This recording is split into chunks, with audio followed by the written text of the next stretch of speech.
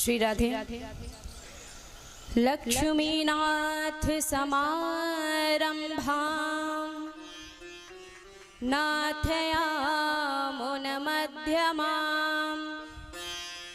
अस्मदाचार्यपर्यन्तां वन्दे गुरुपरम्पराम्।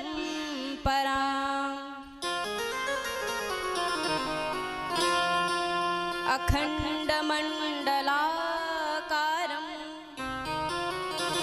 व्याप्तं येन चराचरं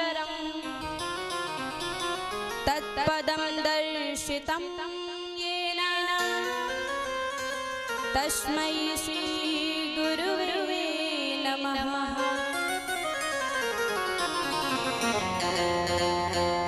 यत्पादपद्मनख चन्द्रमणि छटाया विस्फूर्जितं किमपि गोपवधूष्वदर्शी पूर्णानुरागरससागरसारमूर्ति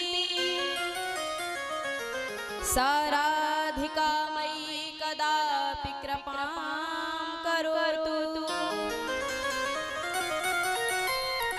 वन्दे विदेहतनया पदपुण्डरीकं कैशोरसौरभसमाहृतयोगचित्तं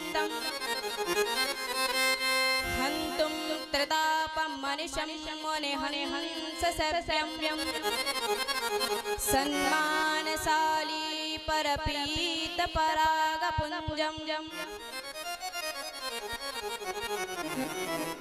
शुक्लां ब्रह्मविचारसारपरमा माद्यां जगद्व्यापिनीं वीणापुस्तकधारिणीं भयदां जाड्यान्धकारापहां हस्ते स्फाटिकमालिकां विदधतीं पद्मासने संस्थितां वन्दे तां परमेश्वरीं भगवतीं बुद्धिप्रदां शारदां।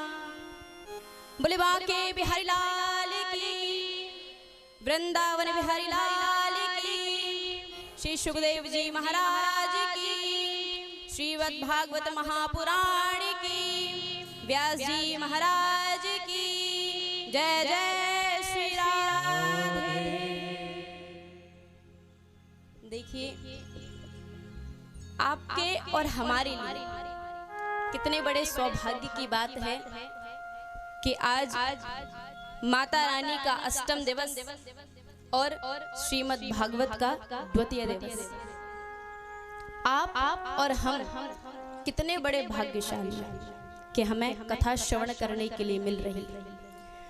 भागवत जी के महात्म्य के द्वितीय अध्याय के 76वें श्लोक में कहा गया है, भाग्योदयेन बहुजन्म समर्जिते सत्संगमं च लभते पुरुषो यदा वै अज्ञान हेतु कृत मोहमदान्धकारनाशं विदायि तोदयते विवेक। कि अनंत जन्मों के जब भाग्योदय होते तो ही मनुष्य को सत्संग सुलभ हो पाता, तो ही मनुष्य कथा श्रवण में रुचि ले पाता है। और अज्ञान हेतु कृत मोह मदान्धकार नाशा, अज्ञान रूपी अंधकार, मोह रूपी अंधकार का नाश करने वाली है श्रीमद् भागवत कथा।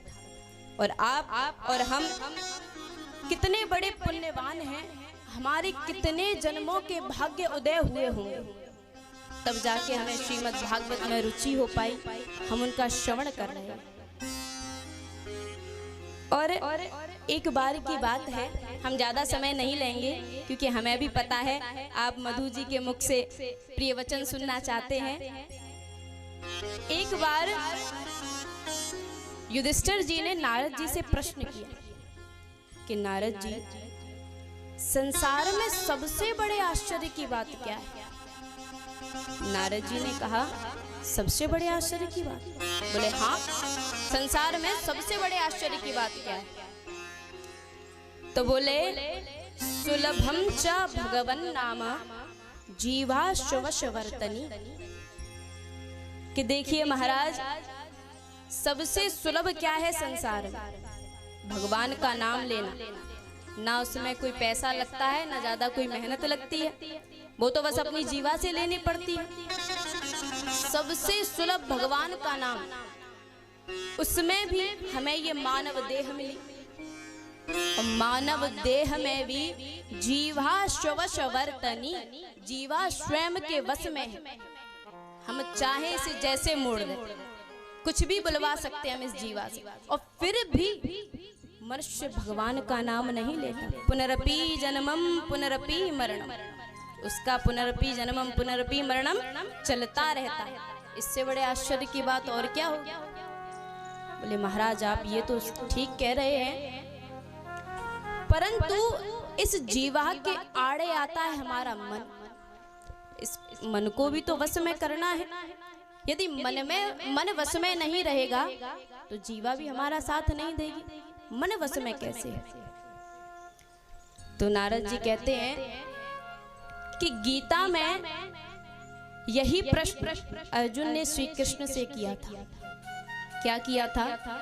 चंचलम ही मनः कृष्ण प्रमाथि बलवद्दृढ़। कि हे कृष्ण, ये जो मन है बड़ा ही चंचल है, बड़ा हटीला है, बलवान है, दृढ़ है। इसे कैसे रोके? इसे रोकना वायु के वेग के समान लगता है। जिस प्रकार हम वायु को नहीं रोक सकते, उसी प्रकार इस मन को भी नहीं रोक सकते। कैसे रोका जाए? तब श्री कृष्ण कहते हैं, असंशयम महाबाहो मनो दुर्निग्रहम चलम अभ्यासेन तु कौन्तेय वैराग्येण च गृह्यते। कि हे पार्थ, माना मन को रोकना कठिन है, परंतु असंभव तो नहीं। हम इसे अभ्यास के द्वारा, ज्ञान के द्वारा, वैराग्य के द्वारा इसे रोक सकते हैं। और हमारे ब्रज में तो कहावत है, यह मन भूत समान है, दौरे दांत पसार और बांस गांठ उतरे, चढ़े सबल जावे हार। ये जो मन है एक भूत के समान का है, कभी भी प्रहार कर दे कुछ पता नहीं। तो इससे छुटकारा कैसे पाए? बांस गांठ उतरे, चढ़े सब बल जावे हार। बांस गांठ क्या? नाम, राधा राधा राधा। राधा नाम का सहारा लेके, जो नाम आपको प्रिय लगे उस नाम का सहारा लेके इस पे उतरो चढ़ो, उतरो चढ़ो, सब बल जावे हार। सब बलों को हार जाएगा और मन आपके वश में हो जाएगा।